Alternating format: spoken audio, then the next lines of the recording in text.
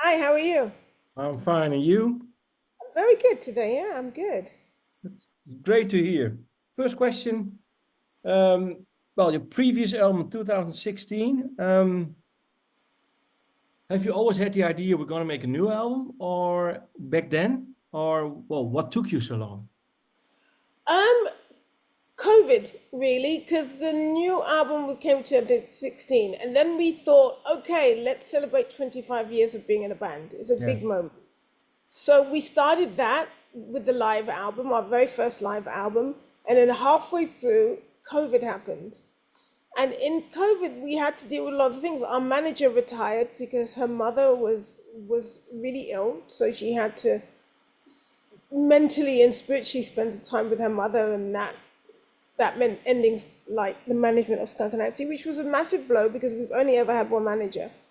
And then we, because of COVID, we had to redo all of the dates that got interrupted.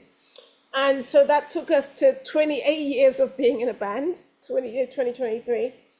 And then once we kind of finished those dates and we had no manager and we toured by ourselves, we know how to tour ourselves. And then we just really took some time to work out, well, who do we want to manage us and how?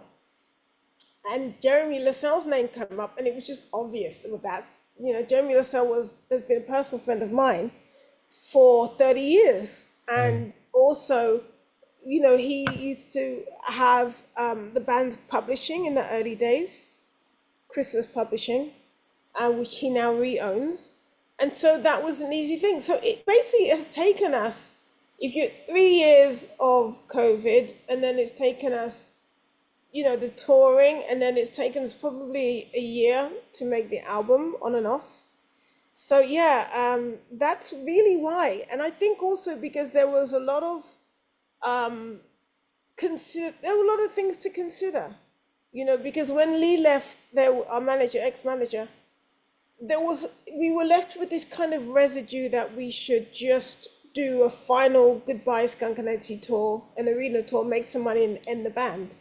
But when we actually got together to write songs, we realized that actually no one in the band wants to do that. Maybe that's what our ex-manager and our lawyer and other thought we were going to do. But we were like, no, that's not what we want to do, actually. We actually, want to write some songs. So we went to Devon, our little hideaway in the field of sheep. And the first song we wrote, because what we said to each other was like, let's go write some songs. And if we are not able to write a high quality amount of songs, then maybe, we should retire because nobody wants to do Skunk Anansie karaoke. That's what I called it. And I keep calling it Skunk Anansie karaoke. Let's all go and sing the old songs together and, wave along. I don't want to do that. Yeah. It's not because I think other bands should or shouldn't do it. I'm just saying that the culture that we have within our band, I don't want to do that. And then the first song we wrote was An Artist is an Artist. And so that was day one. And I was like, God, if this sets the bar, if we can write songs as good as this, then we have life. Then we wrote This Is Not Your Life, another great song. We wrote Should Have Been You. We wrote a bunch of songs. What's the other one we wrote? Shame. We wrote Shame. Yeah. And then we were like, oh, these are really good songs. And our manager came like the next week to listen to it. And he was like, I thought you were just going to have some ideas. These are finished demos. And we're like, of course, we're really excited. And then from that, the rest is history. Once we got Dave Sitek involved, he took us all of our songs to another level. And when was this writing session? Was it He just started in October last, when? What year is it now? 2025, 2024? Yeah, we started the beginning, I think like the beginning of last year. so? And then just Yeah, for we me, did. We started the beginning kind of last year, kind of April, and finished the album around October. was it when you started, when you had this writing session the first day, when you wrote An Artist is Not an Artist? Um, what was the previous song that you wrote for Skunk Anansie? Was it actually in 2015 or 14? We wrote Animal, That was the very first writing session that we did in Cass's studio in the back of his house. He has a recording studio. And that was the first song we wrote. Um, we wrote the verses, we didn't have a chorus. We had a chorus, but we didn't like it. So that song is probably 5 years old. Yeah. But we looked at it again when we had the writing session, like 2023, 24. And then let's play this verse again, because I really like, the verse. And then all of a sudden I was like, I am an animal, I can progress sometimes. And then the song was written in 5 minutes. So even though it was started 5 years ago, it was written in 5 minutes, kind of like in 2023. So Songs do what? that sometimes. They just hang around until they're ready. Yeah. No, that was I was thinking, because do you always write when you have a project in mind? So maybe it can be that you don't write a Skunk Anansie song for 2, 3, 4, 5 years. Well, I have notebooks. I'm always writing down lyrics. Lyrics, yeah. We don't actually we're going to start songwriting for the next album now, but I'm always thinking of things to say, and I have like my little notes in my phone, and I'm always writing down ideas for songs, because finding melodies is kind of easy for me. The hard part is finding an interesting way to say something is always the hardest part. So I'm always on the lookout for ideas, And the And idea for the lyric of an artist is an artist. Can you take me back to, well, when you wrote down the initial idea in your notebook for an artist is an artist? What? yeah, I mean, I have it here, but basically it was, I think it was just this kind of culmination. I was thinking a lot about the way social media has changed art forms, because I really do think it has, especially in the last 5 years since COVID. And I think that the comments have become so important in terms of the algorithm and in terms of the way that social media is now designed, that can overtake what the artist wants or desires, like people's. And I remember what really sparked it was this study that I read that said 80% of comments on social media are negative. And that's because that's the way people like it. And Yeah. that's the way the algorithm drives. And I was thinking, that's so true, because I think that what happens now is somebody does or says something, whatever, and people's first intrusive thought is what gets written down. Like, oh my God, you look terrible in that outfit. Or somebody can be talking about the way that the brain responds to architecture, and someone will comment, oh, I don't like that dress you're wearing. Do you know what I mean? Yeah. Like, what's that fucking got to do with it? But I just think, and it was that study and just reading, especially new artists, how people were responding to their art.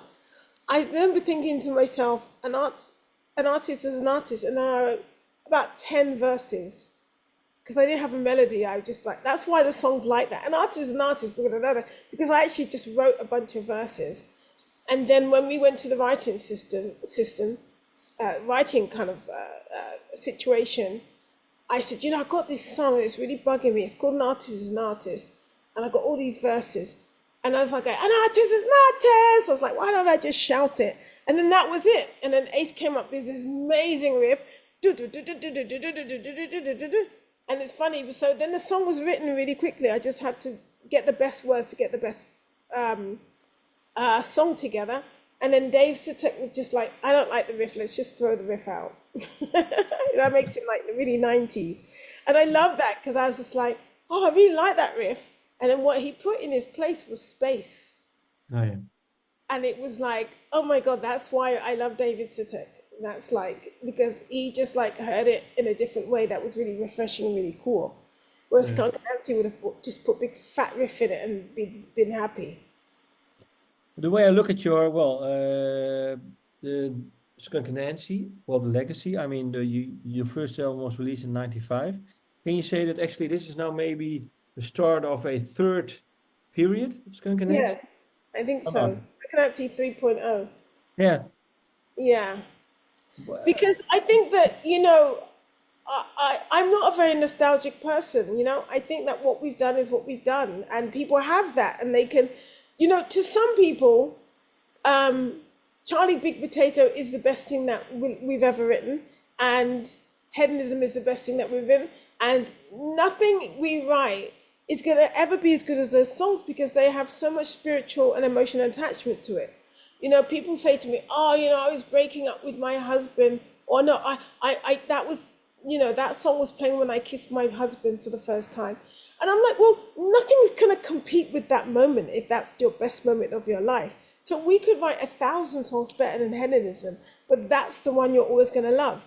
And I always say, and people say, "Oh, that's your best album. You're never going to do anything as good as that." And I'm like, for you, that's great. So you can always keep playing that song as many times as you want. But for me, if my best work is behind me, that's really disappointing, yeah. personally. I see that as like every time I write a song and it's not as good as hedonism, isn't that a piece of failure every day, And so I'm kind of like, those albums are there and people can listen to them as many times as they want, but I'm not going to write another one. I'm not going to write another hedonism. I'm going to write Lost and Found. Yeah. I'm not going to write hedonism. I'm not going to write another, hedonism. I'm going to write shame. You know what I mean? It's like I'm not writing new versions. We're writing complete new songs with new feelings and new meanings, and you will always have the memories. What is your personal urge to keep developing and to keep writing and to keep writing songs like an artist? I have a Peter Pan complex. I'll admit it. I still feel like I'm 24 years old. I don't look like it. My bones aren't the same. My memory's not the same. But I like youth culture, and I'm excited by what new bands are doing and I like new stuff. Like I like new gear, and I like new just equipment, and I'm excited by what AI can do. I'm not woe is me. It's like, what, it's about however you treat it. If you want AI to write your songs for you, then that's what it's going to do. Are they going to be good songs? No, because they're lacking authenticity and they're lacking you. But if you use AI to help you come up with a bass line or to help you do something, it's like social media. It's like anything. It's like how you use it is important. Imagine when photography, when the sampler was the first kind of sampler was invented, and everyone's like, oh, it's gonna, or when the first electronic keyboard, people aren't gonna buy pianos anymore. It's like people are still buying pianos, but a keyboard is a completely different sound than a piano. And I think it's just like, I just love new technology and I love new stuff, and I like to see what I can do with new stuff. I'm like, in COVID, I built a studio. So I find studio equipment really exciting. I also learned how to do a lot of DIY. And so I find that exciting. I think life is exciting. I think life is depressing, but so why not have some excitement to it? It's good. Two things that you said. The first one is that you say I have a Peter Pan complex. Can you explain a bit more? Because I guess people are always telling me I look younger than I am. So I think over a long amount of time, I've got a bit of a Peter Pan complex where I kind of half believe it. So I've always tried to kind of look after my body and look after myself, work out, all those kind of things, so that I keep myself looking young without Botox and without any surgery, without any of those things. Prevention is better than a cure. That's my motto for life. So And maybe when I'm 65, I'll get Botox because I'll have too many lines on my face, but I don't need it. I don't need it now. So I got a Peter Pan complex. Peter Pan. And then another thing you said was, you are interested and in always striving forward. Can you say well, this new time and obviously, well, when you first wrote your songs in the 90s compared to now, what is your drive in the sense that you want to change people? Do you want to do you I write mean, different I levels? feel like I still have a lot to say. Yeah. And I feel as we watch the world turn more towards a right-wing political white supremacist, more of a fascist direction, I feel I have a lot to say about that, and some of it is in my songs and some of it's just on my social media. I think it's not a time to be quiet. It's not a time to be silent about the things that you believe in. And so I think if those issues, like, think about it, our very first song was Little Baby Swastika. And it's more important now than it was then. Our second song was They're Selling Jesus Again. And our third was I Can Dream, And I think that mentality and those messages are still more important now than they were then, I think in those days, look what's happening in the world. Look what humans are doing to each other, under the goals of territory or religion. Under we want your territory, so we're just going to kill all your children. We want your territory, so we're just going to start a war with you. We want your minerals. We don't like the color of your skin, so we're going to take away all of your rights. We don't like your gender and the way that you see your sexuality, so we're just going to take away all of your rights and your freedoms so that you disappear. I mean, that's the world that we are currently living in right now. So of course I have a lot of things to say about that. And that kind of, there's a much more succinctness to my rage, to my anger. I think I say things in a much more powerful way in some ways, than the sloganistic way that we used to say things in the 90s, Those days are gone. I think, people are much more educated now and you have to find new ways to talk about certain issues. That's an interesting thing that you bring up there, because that was I was thinking too. In what way has the way you write your lyrics, how has it changed? Like you were saying, maybe what was the 90s I like think now? Yeah, I mean, 90s we were coming off the back of grunge and we were coming off the back of like Rage Against the Machine. And I think that, it was much more sloganistic time. I don't think that kind of works now. I think that when you write songs for years and years and years, you hone your trade, you hone your gift and you try to find more succinct, more intelligent, more focused ways to say things. I think it's much more powerful to say, I could say, oh, I don't really get on with my family very well. I could have a lyric that says, I don't get along with my family very well. Or I could say, I get the love from my mother, I got the pain from my dad, I got the shame from my brother. So the blame from my brother, shame, I got it bad. And that's a skill that I've worked on to be able to say it in that way. That's much more relevant, much more pinpointed, much more succinct. Just saying I got a bad family, that doesn't say anything. Because it's not really a bad family, it's just a family that I don't necessarily get along with. And I think that a lot of people identify with that. Yeah. And I think that's how the songwriting has changed. Yeah. For example, then, the song Meltdown, you sing angels having a meltdown. Who are those angels? I mean, I think that everyone has their own different devils and their demons, and everyone has their own angels. But sometimes the demons are actually the angels having a meltdown. Right? So if you think about it, it's kind of the opposite. Angels having a meltdown. Well, it's more like the things that you thought were good about yourself are not always the things that are good. So, the angels are having a meltdown because, you've got it all wrong. You're all fucked up and you've got it all wrong.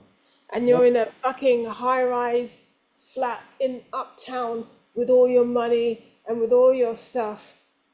isolated because actually what you've done to get all of your wealth is to destroy other people, and the things that you thought were good about yourself, your angels, are having a meltdown in a high-rise apartment uptown. And the lyric I love the most of that is angels having a meltdown in a high-rise who you pray to and how long. I love that long line because I think people really believe that religion is going to save the world. Really? You really think that some God's going to come down from the sky and save us all from ourselves? It's just a ridiculous notion to me, I was raised in a very religious family, so the way that people interpret religion or their own gods is quite interesting to me. When I think about God and religion, I always think about the lyric that John Lennon wrote: God is a concept by which we measure our pain. I think that's a song that he wrote in 1970. Yeah, And I think that's, exactly. yeah. So I the think, bigger you believe in God, the bigger your pain. I mean, yeah, but exactly. And it's this idea of, my mum feels like this. She thinks that, she is in pain all of the time because she has certain things wrong with her body, she has a bad issues and whatever. She thinks God's going to come and heal her, but she just has to give the pastor money and then God will come and heal her. And I think that, and I say to her, so if you're not healed because you didn't give the pastor money. And I'm like, listen to that sentence, Mom. Really listen to that sentence. So you think God cares that you got to give this person money so that this person can heal you? You think that's really, truly God? This is omnipresent. You think money is important to God? I don't think so. and what does he say when you say this painful truth to her? Painful Truth. I see what you did there. She's so far gone. She doesn't really listen to me. Well, referring to Painful Truth, when you write an album, you have a bunch of songs. Sometimes you start out with the album title and then you write the songs. Sometimes you write the songs and you look for an album title. What was it this time around? When did the Painful Truth? We to this day we've never started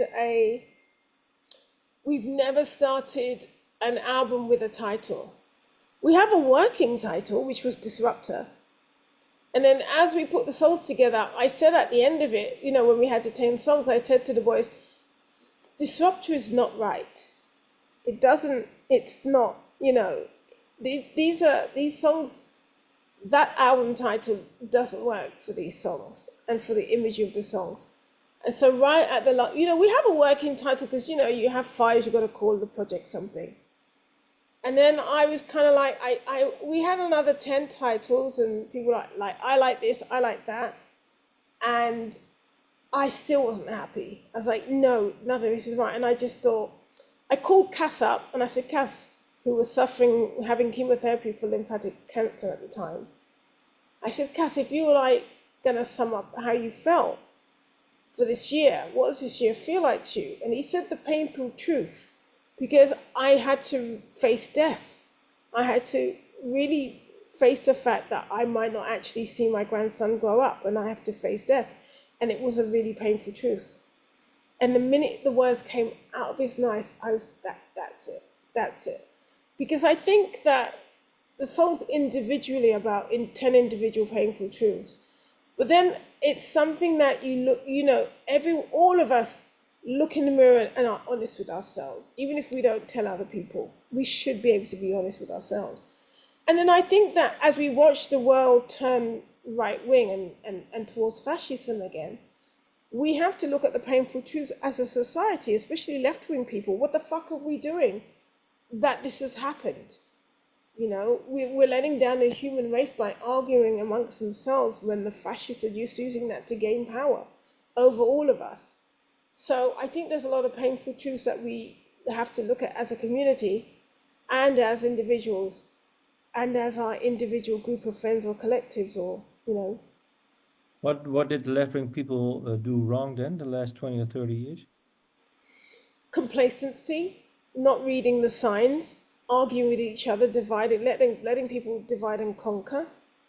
And I think just in some ways, believing that right-wing people were smaller in number and they were not going to be effective. I think we took for granted a lot of things. We thought that everyone was believing that, like the same views, and the people who were fascists were small in number. And I think social media changed that because it linked them all together and they became stronger. And we saw it happening, but we were too busy arguing amongst ourselves. I've been saying this for 10 years and not seeing the signs. The fact that Trump got elected once, that should have been enough information for everyone to get their fucking shit together. But they didn't. Last question, because I have to stop. Then a painful truth on a small note, but a big one for you, of course. Cass having cancer. How did it influence the album? Maybe lyric-wise or maybe song-wise? Yeah, I think, this is on reflection, because if you asked me this last year, I wouldn't know. Mark has prostate cancer right now, so Mark is not on tour with us right now.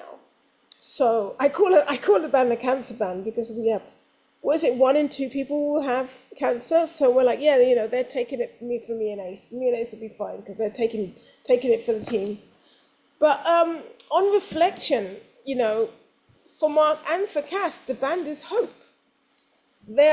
Cass was taking chemotherapy, and he was like, the one thing I was like, I can't wait to get back to my band. And Mark is the same. Mark is on tour, not on tour. He's recovering from surgery he had a week and a half ago, but he can't wait to get back on tour. He has a big problem with somebody else playing drums on songs that he helped write and play drums on. So the band for them is hope. And I guess the song This Is Not Your Life, that really spoke about Cass in many ways, because he said, I took that personally. Like, this is not my life. This is not, I want to have the way I want to go out. This is not the life it should be.